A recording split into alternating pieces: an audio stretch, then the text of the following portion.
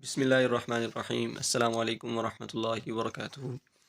नाज़रीन व सामीन, आज जिस वीडियो पर हम रिएक्शन देने वाले हैं वो है पुल सिरात के बारे में, और उसकी जो है वो पूरी इन्फॉर्मेशन इस वीडियो में मौजूद है। आपसे गुजारिश है कि आप शुरू से लेकर आखिर तक देखें ताकि आपके इल्म में इजाफ़ा हो और हम दुनिया में रहते हुए आखिरत की तैयारी कर लें। वीडियो शुरू करते हैं। पुल सिरात, जहन्नुम के ऊपर बना हुआ मशहूर पुल।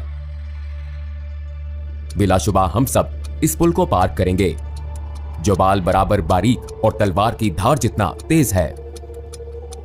कोई भी पुल सिरात को उस वक्त तक पार ना कर सकेगा जब तक वो सवालात के 7 मरहलों से ना गुजर जाए। 7 सवालात, 7 मुख्तलिफ पड़ाव पर। ये 7 सवालात क्या हैं? क्या आप इनका जवाब देने के लिए तैयार होंगे?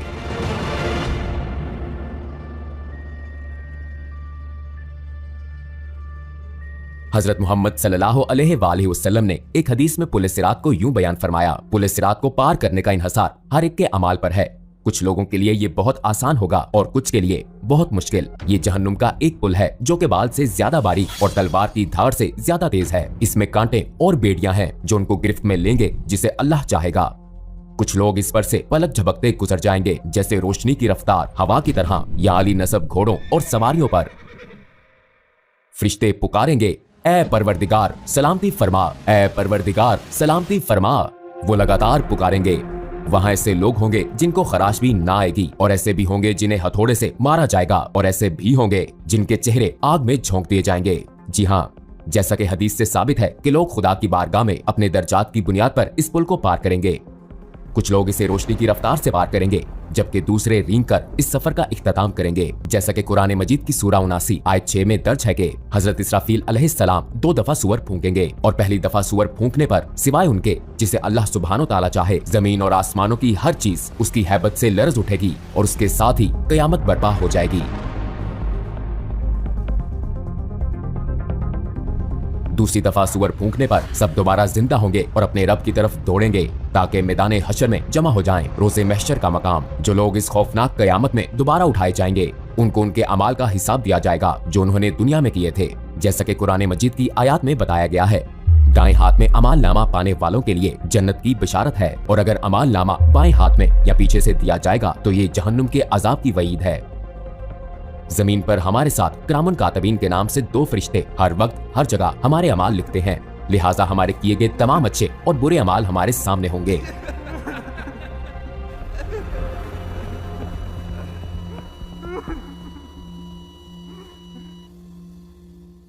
अमाल नामे के हवाले से सूरह कहफ की आयत नंबर 49 में बताया गया है, और उनके सामने अमाल नामा रख दिया जाएगा। फिर तू मुजरिमों को देखेगा, उस चीज से डरने वाले होंगे जो उसमें है, और कहेंगे अफसोस हम पर। ये कैसा अमाल नामा है कि उसने कोई छोटी या बड़ी बात नहीं छोड़ी मगर सबको महफूज किया हुआ है, और जो कुछ उन्होंने किया था सबको मौजूद पाएंगे, और तेरा रब किसी पर जुल्म नहीं करेगा। रोज़े महशर अमाल नामा हमारे सामने रखा जाएगा। एक दफा अमाल नामा मिल गया तो हम अपनी मंजिल के करीब पहुंच जाएंगे, लेकिन आखिरी मंजिल से पहले एक और पड़ाव भी है। एक ऐसा पड़ाव जो बाल से बारीक और तलवार की धार से तेज है। एक ऐसा पड़ाव जिसे बगैर किसी इस्तिस्ना के सबको पार करना है। ये पड़ाव पुल सिरात है। तुम में से कोई भी ऐसा नहीं जिसका इस पर से गुजर ना हो। ये तेरे रब पर लाजिम मुकर्रर किया हुआ है। हदीस के मुताबिक सिरात जहन्नुम के ऊपर एक सीधा रास्ता है, हर कोई इस पर से गुजरेगा। ईमान वाले इस पर से अपने अमाल के मुताबिक तेजी से या आहिस्तगी से गुजरेंगे, जबकि काफिर और गुनाहगार लोग ठोकर खाकर जहन्नुम में जा गिरेंगे।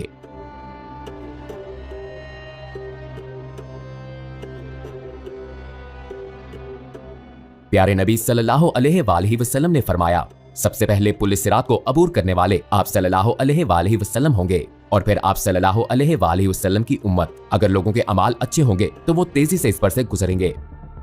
लिहाजा पुल सिरात पार करने के लिए आपसे क्या पूछा जाएगा? पुल सिरात पर हर एक से उसकी जिंदगी के अच्छे अमाल और गुनाहों के बारे में पूछा जाएगा। जैसा कि हमने शुरू में कहा कि पुल सिरात को 7 मरहलों पर सवालात के बगैर पार नहीं किया जा सकता। 7 पड़ाव के 7 सवालात। पहले पड़ाव पर जो पहला सवाल होगा वो हमारे ईमान के बारे में है। अगर हमारा ईमान कामिल है तो हम बासानी पहले मरहले से गुजर जाएंगे, लेकिन काफिर पहले ही मरहले में जहन्नुम में जा गिरेंगे। हम जानते हैं कि उन लोगों का आखिरी ठिकाना जहन्नुम है जिनको ईमान लाने का मौका दिया गया, लेकिन वो फिर भी ईमान नहीं लाए।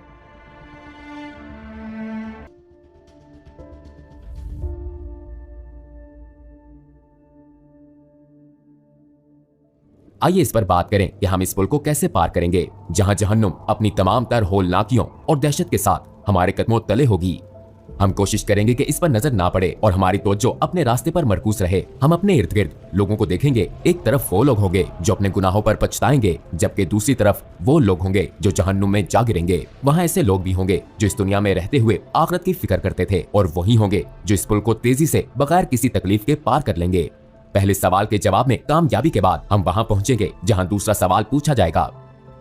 हमसे यहां नमाज के बारे में पूछा जाएगा, जो कि ईमान के बाद दीन इस्लाम का सबसे अहम सतून और इसके बुनियादी अरकान में से एक है। आपकी नमाजें जितनी मुकम्मल और खालिस होंगी, आपका हिसाब उतना ही आसान होगा। लेकिन अगर आपकी नमाज सही नहीं है तो शायद आपके अकीदे की इमारत गिर जाएगी।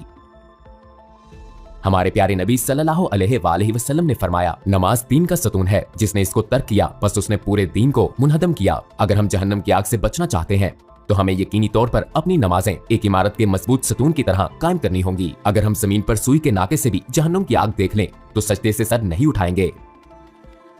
ठीक है, हमारा ईमान मजबूत है और हमारी नमाजें भी दुरुस्त हैं। अब हम तीसरे मरहले में दाखिल होंगे। अगर हमने दुनिया में खुदा के माल को उसकी हदायत के मुताबिक खर्च नहीं किया तो अगला सवाल हमारे लिए परेशान कुन होगा, क्योंकि हमसे पूछा जाएगा कि हमने अपना माल कहां खर्च किया और किसके साथ बांटा।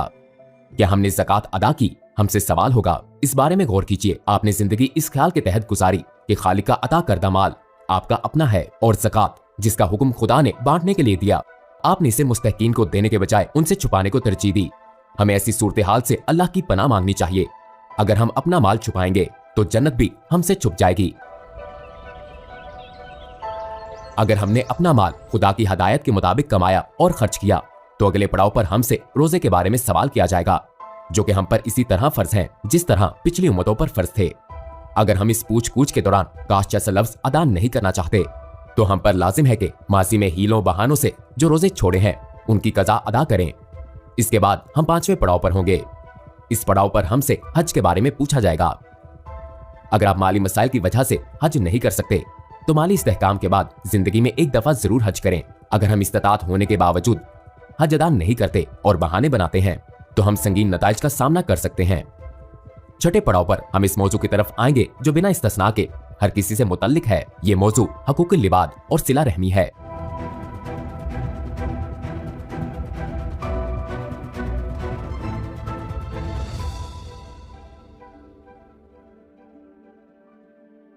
हम हमेशा दूसरों का हक गजब करके उनके हकूक नजरअंदाज करते हैं, ताहम बहुत सी चीजें लोगों के हकूक में शुमार होती हैं। बाज़-औक़ात हम ऐसा ला इल्मी में करते हैं, बाज़-औक़ात हम जानबूझकर ऐसा करते हैं ये समझ कर के कुछ नहीं होगा। मिसाल के तौर पर हम ये जाने बगैर कि आया ये सच है या नहीं किसी के बारे में बातें फैलाते हैं, लिहाजा हम आसानी से बहतान या गीबत का हिस्सा बन जाते हैं।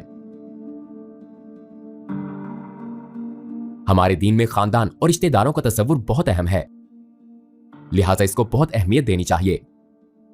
ताहम हो सकता है कि हम अपने तमाम रिश्तेदारों के साथ हमेशा ना रहें, हमें उनके कुछ रवैये नापसंद हो, लेकिन हमें उनसे मुकम्मल कता ताल्लुक नहीं करना चाहिए। आइए सहाबा कराम रिजवान अल्लाह अलैहिम अजमाइन की हयात पर नजर डालें। चंद सहाबियों के वालिदैन मुसलमान ना थे, लेकिन उन्होंने फिर भी अपने वालिदैन को खुश करने की कोशिश की, सिवाय उन मामलात के जिनसे खुदा ने मना किया था। जब हम उन तमाम मराहिल से गुजर जाएंगे तो हमसे तहारत यानी गुस्ल का सवाल होगा। अगर हम पिछले 6 सवालों में कामयाब रहे, खुदा के फजल से हम उन लोगों में शामिल होंगे जो सफाई को तरजीह देते हैं। अगर हम तहारत का ख्याल ना रखते तो पिछले सवालात में कामयाबी भी मुमकिन ना होती। इन तमाम सवालात के बाद जहन्नुम अपने हकदारों को ले लेगी और जन्नत खुदा से अपने रिहाइशों का सवाल करेगी। नबी अकरम सल्लल्लाहु अलैहि वसल्लम ने एक हदीस में फरमाया, बहुत से लोगों को पुलिस सिरात का पता भी ना चलेगा और वो फरिश्तों से इस बारे में पूछेंगे कि वो जहन्नुम और पुलिस सिरात कहाँ हैं, क्या हमने इसे अबूर कर लिया। फरिश्ते जवाब देंगे कि तुम जहन्नुम के ऊपर इस पुल को पार कर चुके हो, लेकिन तुम्हारे अमाल के नूर की वजह से जहन्नुम की आग बुझ गई और ढांप दी गई।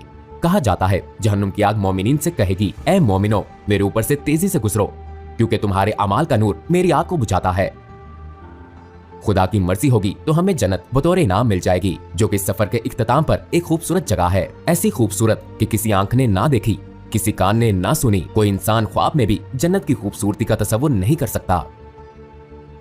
नेक अमाल के साथ जिंदगी गुजारना इतना भी मुश्किल नहीं है। हमें ज़माने आखिर के खुशगवार हथकंडों से बचने के लिए कुछ खास इकदाम करने की जरूरत है। याद रखिए कि हमने जितनी बातें कही सब दुरुस्त हैं और लाजमन वकू पजीर होंगी। तो क्या दुनिया में आरजी जिंदगी के लिए आखिरत तबाह करना जरूरी है? ठीक है, आपको किसकी ज्यादा फिक्र है, दुनिया के आरजी पुल की या उस पुल की जो अब्दियत की तरफ लेकर जाता है? अस्सलामुअलैकुम भाई और बहनों, हमने देखा कि हमारे 80% व्यूअर्स बाशमूल इस वीडियो के हमारे चैनल के सब्सक्राइबर नहीं हैं। जैसा कि आप जानते हैं, हम एक गैर मुनाफा बख्श तंजीम है और हमारी वीडियोस पर इश्तिहारात गैर फाल हैं। लिहाजा हम सिर्फ इसलिए इसकी दरख्वास्त कर रहे हैं ताकि सच्चाई को फैलाया जा सके। ये एक छोटा सा अमल लगता है, लेकिन इंशाल्लाह ये बहुत से लोगों के लिए रहनुमाई का जरिया बन सकता है। आइए अब सब्सक्राइब बटन पर क्लिक करें और मिलकर टुवर्ड्स इटर्निटी का हिस्सा बने। यकीनन आपको बहुत कुछ जानने को मिला होगा। तो अल्लाह ताला इन्हें जज़ाए खैर अता फरमाए जिन्होंने ये वीडियो क्रिएट की और हमने ये इस पर रिएक्शन दिया।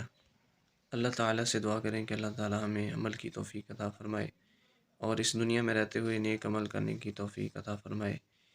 और अल्लाह ताला जो है वो मुसलमानों को इस गैरत अता फ़रमाए कि वो फ़लस्तीनी भाइयों की या दुनिया में जहाँ कहीं मुसलमान मज़लूम हैं उनकी जो मदद करने की तौफ़ीक अता फ़रमाए। आमीन आमीन।